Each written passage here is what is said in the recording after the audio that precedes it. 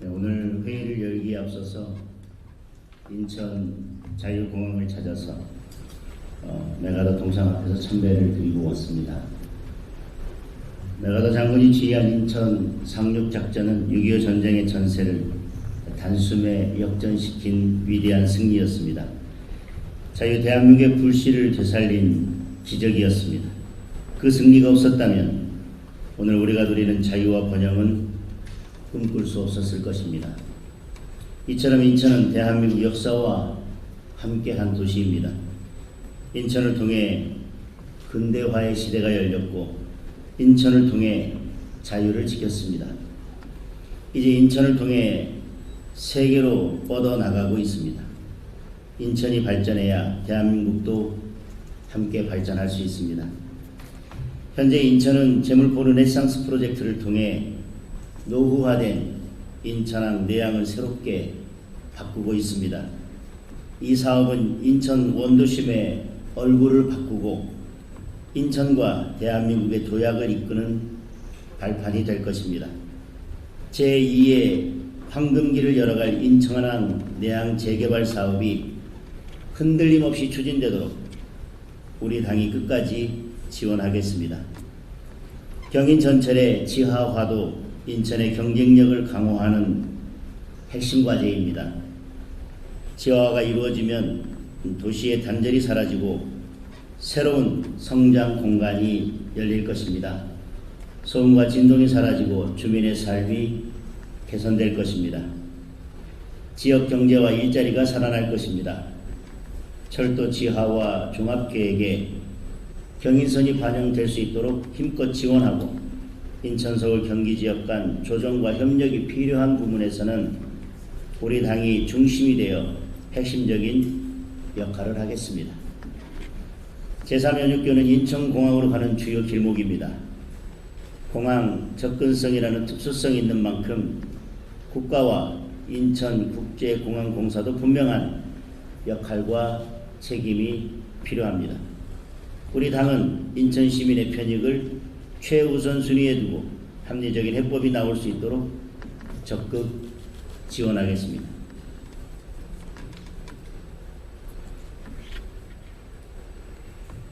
대통령이 유엔 순방에서 돌아왔지만 정부는 아무런 입장이 없습니다. 외교 참사를 넘어 국민이 부끄러울 정도의 외교 재앙이 일어났지만 정부는 한마디 말이 없습니다. 관세 협상을 마치고 왔을 때는 100점 만점에 120점이라고 지켜세우고 합의문이 필요 없을 정도로 잘된 협상이라고 그렇게 자랑을 했지만 결국 그 모든 것이 거짓으로 밝혀졌습니다. 이번에는 국민들께서 납득하기 어려운 그리고 납부끄러운 장면들이 계속 연출됐습니다. 그리고 145개국 정상이 모인 자리에 가서 어떤 외교 성과가 있었는지 반드시 국민 앞에 설명이 있어야 할 것입니다.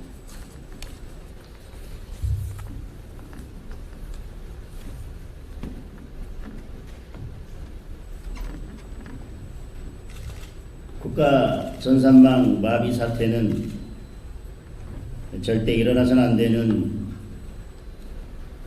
허술한 관리 행태가 국민생활과 사이버 보안에 큰 위기를 초래한 것입니다. 우선 화재의 원인을 밝히는 것이 가장 중요한 일입니다. 그리고 가장 신속하게 복구하는 것이 그 다음입니다. 정부는 화재 원인을 철저히 규명하고 재발 방지 대책을 마련해야 할 것입니다. 그리고 신속하게 복구를 마무리해야 할 것입니다. 이재명 정권이 사법 파괴와 입법 독재에 몰두하는 사이에 민생에 심각한 구멍이 뚫리고 있습니다. 휘청이는 경제 현장, 흔들리는 안보 현장 등 민생의 최전선으로 빠르게 달려가서 국민의 힘이 국민의 목소리를 듣고 희망을 만들어내겠습니다. 이상입니다. 네, 다음은 송원석 원내대표님의 발언이 있겠습니다.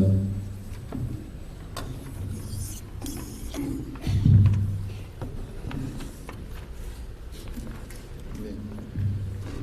오늘 인천에서 열리는 현장 최고위원회에는 대한민국의 관문이자 개방과 혁신을 선도해온 인천광역시의 미래와 비전을 함께 논의하는 뜻깊은 자리입니다.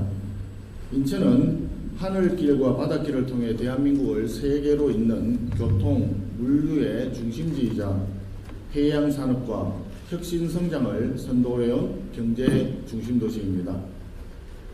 하지만 대한민국의 발전을 이끌어온 인천에도 원도심과 서해 5도 주민들의 취약한 정주 여건, 인천항 내항의 노후화, 포화 상태에 이른 교통망 등 도시 잠재력을 제약하는 시급한 현안들이 산재해 있습니다.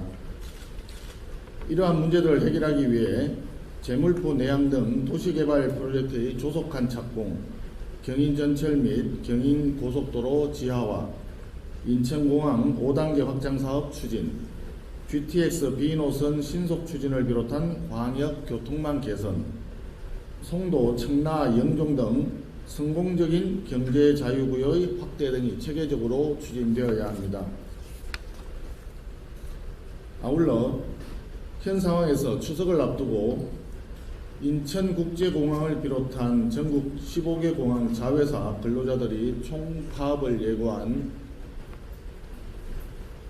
예고한 소식이 전해졌습니다. 19일 첫 파업에 이어 명절 연휴부터 무기한 전면 파업에 나서겠다는 것은 노란봉투법 시행을 앞두고 국민을 볼모로 삼는 정치 파업으로 보입니다. 매우 우려스러운 상황이 아닐 수 없습니다. 추석 연휴에 공항 대란이 일어나지 않도록 정부가 책임지고 문제 해결에 나설 것을 촉구합니다. 최근에 원내 상황에 대해서 한 말씀 드리겠습니다. 이재명 정권의 졸속적인 악법 강행 처리에 맞선 국민의힘 의원들의 필리버스터가 3박 4일, 4박 5일째 이어지고 있습니다.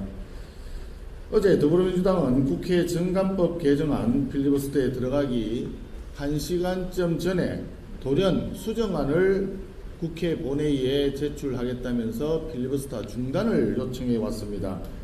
그런데 이 수정안이라는 것을 살펴보니까 개선이 아니라 개악이었습니다. 오히려 필리버스터를 해야 될 이유가 더 늘어났습니다. 당초에 본회의장에서 의결하고 국회의장이 고발권을 행사하도록 되어 있던 것을 법사위원회에서 의결하여 법사위원장이 고발권을 가지는 것으로 수정이 되어 있습니다. 우원식 의장에게 주려던 권한을 빼앗아서 추미애 법사위원장에게 주는 더 센 추미애법을 제출한 것입니다. 그리고 사실상 다수당만 위정죄 고발권을 행사할 수 있고 소수당은 위정죄로 고발할 권한마저 공세하는 고발권 독점 조항까지 추가했습니다. 완전히 일당 독재를 하겠다는 것입니다. 초등학교 학생들 학급회의도 이렇게는 하지 않을 것입니다. 입법이 애들 장난처럼 진행을 하는데 국회의 오랜 관행이자 굉장히 중요한 정신은 합의 정신이었던 것으로 기억합니다. 다수당을 지지하는 국민이 있고 소수당을 지지하는 국민이 있지만 대화와 타협을 통해서 이 모두를 아우르는 합의안을 도출함으로써 많은 국민들이 공감하고 지지하는 그런 정책 방향을 도출하는 것이 그동안의 국회의 본질적 기능이자 합의 정신의 발현이었습니다. 국회에서는 다수결 원칙이 중요합니다. 하지만 다수결 원칙 못지않게 중요한 것이 소수 의견 존중, 소수 의견 배려입니다. 과거에 상임위나 소위 활동을 하다 보면 한 사람이라도 반대하는 의원이 있으면 한 번 더 숙고하라는 의미에서 계류시켜서 계속 심의를 하던 것이 관행이었습니다. 법사위에 숙려 기간을 두도록 한 것도 마찬가지 입장입니다. 상임위별로 안건조정위원회라는 것을 만들어서 상호간에 이견이 있는 법안에 대해서는 충분히 협의해서 대다수 국민이 동의하는 입법안을 도출하라고 되어 있었습니다. 이런 것들이 시스템적으로 제도적으로 소수 의견을 배려하기 위한 장치였습니다. 그런데 어느 순간 더불어민주당이 절대 다수를 점하면서부터 국회 내의 합의 정신은 완전히 사라지고 다수결만 중요하지 소수에 대한 배려나 존중은 아예 무시하는 것이 새로운 뉴노멀이 되어가고 있습니다. 교섭단체 간의 타협과 조정의 당사자가 되어야 할 간사마저도 선임해 주지 않는 현실입니다. 국회에서 경호권 발동이라는 걸 상임위원장이 발동하는 것은 또 태어나서 처음 보는 상황인 것 같습니다. 우리 의원 4명이 있었는데 무려 13명의 경위가 들어와서 우리 의원들을 에워싸고 강압적인 분위기를 만들었습니다. 심지어 그 중에 3명의 의원에게는 회의장에서 퇴장하라는 추미애 법사위원장의 명령까지 있었습니다. 사실상 지금 필리버스터를 지금 하고 있는 이유도 마찬가지입니다. 필리버스터라고 하는 것은 소수당에게 주어져 있는 마지막 의사표현 수단인 것입니다. 그런데도 불구하고 이것을 다수당이 힘으로 억누르고 있습니다. 처음에 몇 년 전에 필리버스터를 할 때는 소위 회기 쪼개기라는 걸 해가지고 필리버스터를 무력화시켰습니다. 그런데 지금은 5분의 3이 넘는다는 숫자를 이용해서 24시간만 지나면 그냥 필리버스터를 강제로 중단을 시키고 있습니다. 소수당의 의견 자체를 아예 무시하고 있는 것입니다. 자기들 멋대로 독소조항을 잔뜩 넣은 법안을 제출해서 일방적으로 의결을 하려다가 필리버스터를 하니까 수정안을 제시했다고 하지만 그 수정안 자체가 더 개악이라면 어떻게 필리버스터를 중단하고 또 국민을 위한 법안을 만들 수가 있겠습니까? 의회주의는 토론과 설득, 타협의 바퀴로 굴러가는 것이라고 생각합니다. 그동안 대한민국 의회가 국회가 문을 연 이후에 수십 년 동안 선배들이 힘겹게 쌓아 올린 피와 땀으로 쌓아 올린 의회 민주주의 그리고 법치주의의 벽돌을 하나씩 차곡차곡 쌓아 올린 것을 한순간에 지금 허물고 있는 것입니다. 무너진 의회 민주주의 정상화는 필리버스터 제도의 정상화와 아울러 법사위 정상화에서 시작해야 합니다. 더불어민주당은 소수당의 필리버스터에 끼워넣고 하루 만에 끊어버리는 만행을 즉각 중단하고 소수당의 정당한 또 정상적인 의사표현을 존중하기 바랍니다. 이것이 소수당에게 주어져 있는 마지막 정당한 저항권이기 때문에 마땅히 존중받아야 합니다. 그리고 법사위원장직을 관례대로 원내 제2당인 국민의힘의 몫으로 되돌려 놓기 바랍니다. 추미애 법사위 독재 체제가 계속되는 한 대한민국 국민들은 안 보아도 되는 더 많은 총극을 보게 될 것입니다. 의회 민주주의를 다시 되살리고 견제와 균형을 통해서 대한민국 국익의 보탬이 될 수 있도록 법사위원장 자리를 지금이라도 원내 2당에게 즉각 내주기 바랍니다. 이상입니다. 네, 다음은 박종진 인천시당 위원장님의 발언을 듣겠습니다. 네, 지금 입법 독재와 맞서서 총칼 없는 전쟁을 벌이고 있는 와중에 이렇게 인천을 찾아주셔서 진심으로 감사드립니다. 우리 장도연 당대표님께 특별히 감사의 말씀 드리고 오늘 이곳 인천에 오셨으니까 인천에 대해서 잠깐 말씀드리겠습니다.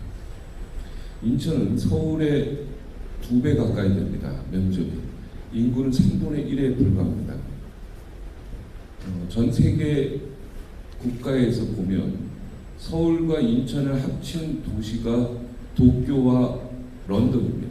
그 뉴욕이 조금 작지만 거의 비슷합니다. 그리고 선진국들의 모든 수도들은 대부분이 바다를 끼고 있습니다. 인천이 서울이 글로벌 도시이지만 더 발전하기 위해서는 인천을 최대한 활용해야 합니다. 인천의 항만뿐만 아니라 공항, 세계 제1의 공항이 있는 인천을 서울과 인프라 측면에서 최대한 연결시켜서 메가시티로 발전시켜서 인천을 활용해야지만 대한민국의 미래가 있다고 확신합니다. 장동현 대표님께서 교통 부분에 대해서 굉장히 중요한 말씀을 해주셨는데, 그 지하뿐만 아니라 지하철도 서울 지하철 1호선부터 9호선까지 전부 다 인천에 들어와야 됩니다. 경제 활동의 50% 이상이 서울과 출퇴근을 하는 이 와중에서 인천 발전을 위해서는 서울의 지하철 9개가 전부 다 인천 끝까지 들어와야 된다고 생각합니다. 지금 인천 지하철 1호선이 용산에서 주안역까지 40분밖에 걸리지 않습니다. 정말 가깝습니다. 서울과 인천은. 그렇지만 굉장히 멀리 느껴지는 건 바로 이 교통 부분이 굉장히 취약하기 때문입니다. 특별히 관심을 좀 가져주시고 적극적으로 인천 발전이 결국 대한민국 발전임을 우리 국민의힘이 모두 다 같은 마음으로 좀 하셔서 최고의 대한민국 가는데 우리 인천이 그 역할을 할 수 있도록 기회를 주시기 바랍니다. 오늘 와주셔서 진심으로 다시 한번 감사드립니다. 네, 다음은 신동욱 최고위원님의 발언이. 예, 안녕하십니까. 최고위원 신동욱입니다. 제 발언에 앞서 먼저 대한민국의 자유를 지키고 민주화, 근대화, 산업화에 앞장서신 인천 시민 여러분들께 머리 숙여 경의를 표합니다. 민주당이 내일 이른바 조희대 청문회를 강행할 예정입니다. 그런데 정작 핵심적인 증인들은 대부분 다 불참을 통보해 왔습니다. 민주당도 이런 사실을 모르진 않았을 겁니다. 그러나 진실 따위는 필요가 없다. 다만 우리는 정치 공세만 하면 된다는 당초의 목표를 세우고 시작한 청문회였기 때문에 그들의 목표는 달성할 수 있을 것 같습니다. 지금 대한민국은 민주당의 세상입니다. 이제 사법부만 장악하면 원하는 것은 무엇이든 할 수 있는 아름다운 세상이 그들에게 펼쳐질 것입니다. 내일 청문회도 그런 맥락에서 실시되는 것인 만큼 대한민국의 민주주의의 흑역사로 기록될 것이 틀림없습니다. 내일 청문회는 형식적 요건도 갖추지 못했습니다. 이번 청문회에 발단이 된 조희대 한덕수 사인회동설이라는 가짜뉴스를 퍼뜨린 의원들, 그리고 이재명 대통령 구명에 앞장서서 배지를 단 민주당 의원들이 포진해 있는 자리에서 과연 사법부를 압박하는 청문회를 한다는 것이 적절한 것인가 의문이 들 수밖에 없습니다. 추미애 법사위원장은 야당과 아무런 협의도 거치지 않은 채 청문회를 밀어붙였습니다. 근대국가는 절대 권력으로부터 보통 시민들의 권리를 그리고 자유를 지키기 위해서 사법부 독립이라는 제도를 만들어내고 그것을 헌법에 그 정신을 담았습니다. 그런데 2025년 대한민국의 민주당이 대통령 한 사람의 범죄를 세탁하기 위해서 반역사적, 반민족, 반민주적, 반헌법적 폭거를 저지르고 있는 것입니다. 저는 이것이 바로 내란이라고 생각합니다. 민주당은 소수 여당이 아닙니다. 국정을 책임진 집권 여당입니다. 이제는 폭력 본능을 버릴 때도 되지 않았습니까? 폭력으로 기존 질서를 무너뜨리고 그 위에서 유토피아를 건설하겠다는 망상을 버릴 때도 되지 않았습니까? 공산주의, 전체주의, 포퓰리스트 독재 정권들이 인류에 어떤 고통을 안겼는지 민주당은 겸허한 마음으로 돌아보기 바랍니다. 이상입니다. 네, 다음은 김민수 최고위원님의 발언이 있겠습니다. 네, 안녕하세요. 최고위원 김민수입니다. 오늘 몇 가지 사안에 대해서 논평하겠습니다. 많은 국민의 걱정과 우려 속에 금일부터 중국인이 무비자 입국 시작되었습니다. 이는 국민 안전을 담보로 한 위험한 도박입니다. 지난 8월 언론 보도에 따르면 중국 정부는 공공부분 고위 관리에서 초등학교 교사, 의사, 간호사, 정부 계약업체 직원, 일반 근로자에 이르기까지 해외여행을 승인 형태로 제한하고 있습니다.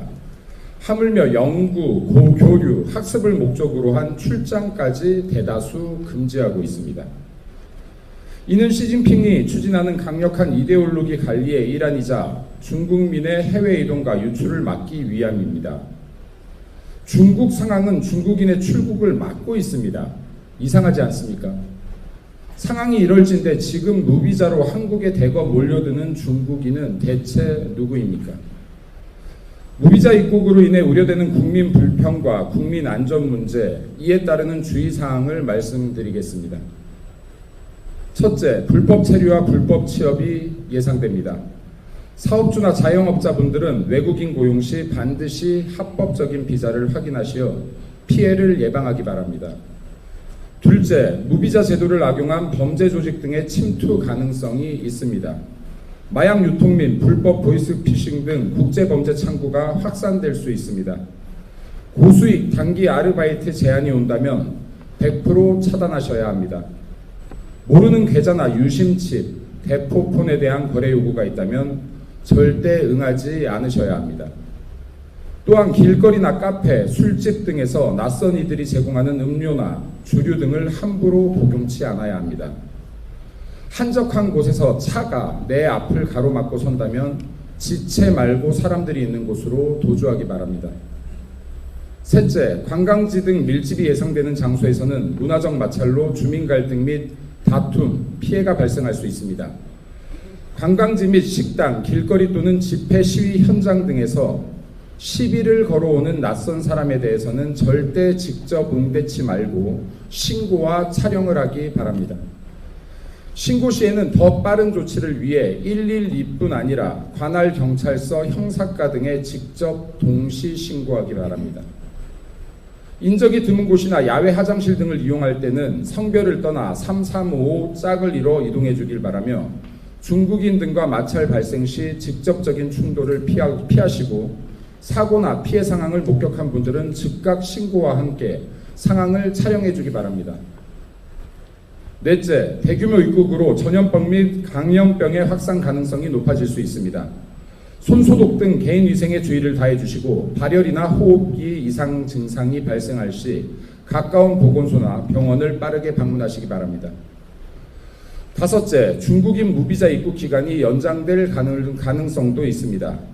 모든 국민 피해 상황은 SNS 등으로 공유하시어 문제의 심각성을 알리시길 바라며 무비자 입국 기간이 연장되지 않도록 해주기 바랍니다.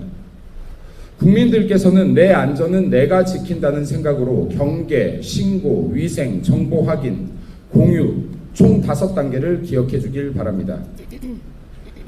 중국이 자국민의 출국을 제한하고 있는 와중에 우리나라로 몰려드는 중국인의 정체 궁금하지 않을 수 없습니다. 이재명 정권은 국민 안전을 고려치 않습니다. 죄송하지만 스스로의 안전 반드시 지켜주시길 부탁드립니다. 다음으로 국가정보차원관리원 대형화재로 647개 정부 시스템과 70여 전자장부 서비스, 119 신고 인프라까지 멈춰섰습니다. 이야말로 국가적 대참사입니다. 민주당은 명확한 책임을 다해야 할 것입니다. 우리 당은 국정조사를 요청하기 바랍니다. 이재명 취임 이후 수많은 군인의 죽음과 군대 내 폭발사고, 불법 무기 유통 등이 이뤄졌음에도 불구하고 명확한 진상조사가 이뤄지지 않고 있습니다. 군 부대 연쇄 사망 사건 특검을 요청합니다. 마지막으로 지난주 윤석열 대통령의 보석 신청이 있었습니다. 더 이상 한 사람의 인격과 인권을 정치적 특검 수사로 이용하지 않기 바랍니다. 국민 갈라치기 갈등을 야기하지 않기 바랍니다. 어떠한 국민이라도 법의 절차에 따라 보호받을 권리가 있습니다.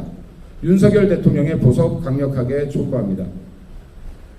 이재명과 민주당의 대국가적, 국민적 위해 행위가 끊이지 않고 있습니다. 이재명과 민주당이 무엇을 계획하고 있던 국민 안전과 인권을 저버린다면 이재명 정권 역시 그 수명을 다하지 못할 것입니다. 이재명 정권, 대한민국의 국정이 감당되지 않는다면 제발 END 합시다. 이재명 재판 속개합시다. 이상입니다. 네, 다음은 양행자 최고위원님의 발언이 있겠습니다.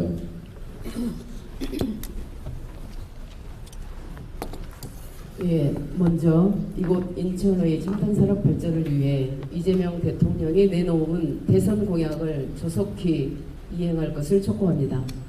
인천은 국제공항과 대형 항만을 가진 세계적으로도 보기 드문 도시입니다. 세계 3대 바이오 클러스터를 보유한 곳이자 대한민국 반도체 소부장의 전략적 요충지이기도 합니다.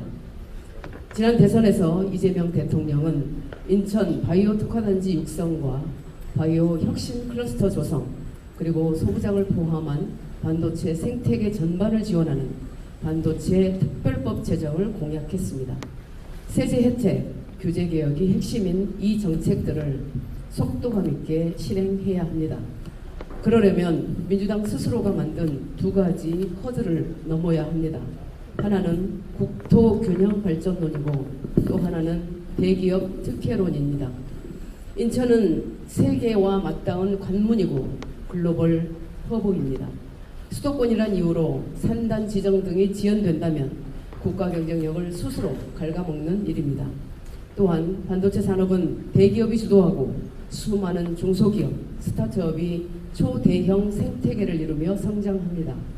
대기업 특혜라는 반산업적이고 이념 경도된 사고를 버려야 인천의 소부장이, 인천의 반도체가 그나마 세계와 경쟁할 수 있습니다.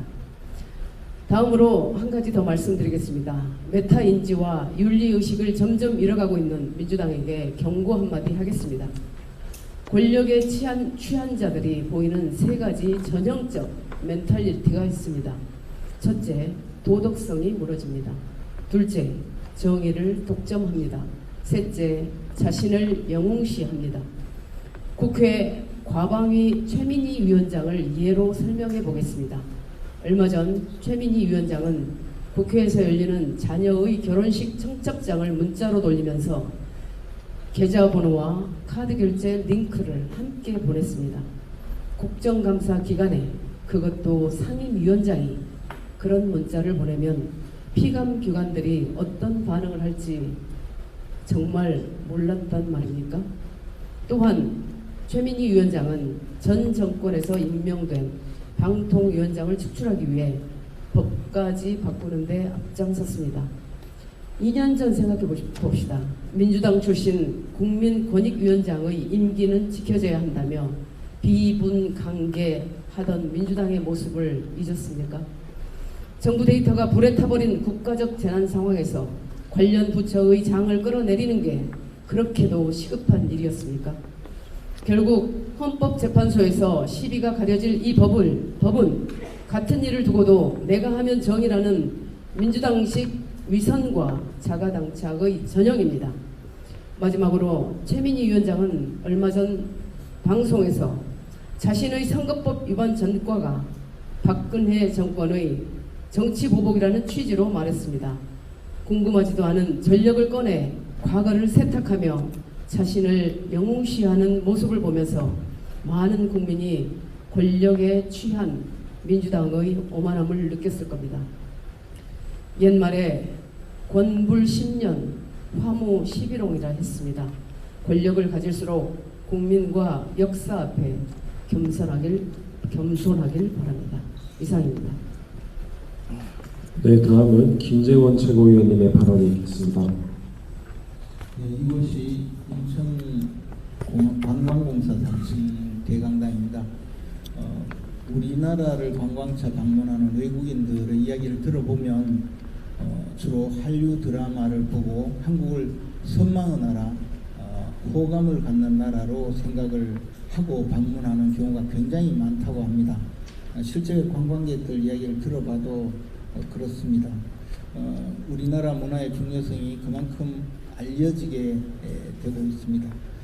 최근에 제가 넷플릭스의 은중과 상년이라는 드라마를 보고 나서 느낀 것도 마찬가지였습니다. 그 잔잔한 내용으로 한국적 정서를 세계적 수준의 보편성으로 풀어가는 내용에 굉장히 감동을 받았습니다. 그 유료 채널을 옆으로 돌려보니 청래와 미애라는 또 다른 막장극이 벌어지고 있었습니다. 이분들은 대한민국의 민주주의를 막장으로 몰아넣고 사법부의 독립성을 파괴하고 사법권을 무너뜨리며 자신들이 떠받들고 있는 이재명 피고인을 무죄로 만들기 위해서 온갖 지금 작당을 벌이고 있습니다. 더욱이 대통령의 분풀이를 위해서 검찰청까지 해체시키는 그런 법률을 지금 강압적으로 진행을 하고 있습니다. 이제 대한민국은 민주주의가 파괴되고 장차 이대로 간다면 일당 독재국가가 될지도 모릅니다. 주된 무대인 국회는 지금 아기다툼, 아비규환의 장으로 벌어지고 있습니다. 주범은 물론 정청래 민주당 대표입니다. 배후에서 웃고 있는 분은 물론 그 우두머리로서 이재명 대통령입니다. 은중과 상련으로 대한민국의 위상을 높이고 있는 이 마당에 국회를 무대로 벌어지는 이 막장극의 주인공들 청래와 미애 이분들에 대해서 우리 국민들이 어떻게 생각할지 혹시 은중과 상련의 드라마 주제처럼 드라마의 대사처럼 나는 내가 싫어 이런 마음으로 보고 있을지 스스로 돌이켜 보시기 바랍니다. 청래와 미애 대한민국을 그만 망신시키고 이제 국회를 정상으로 돌려놓기 바랍니다.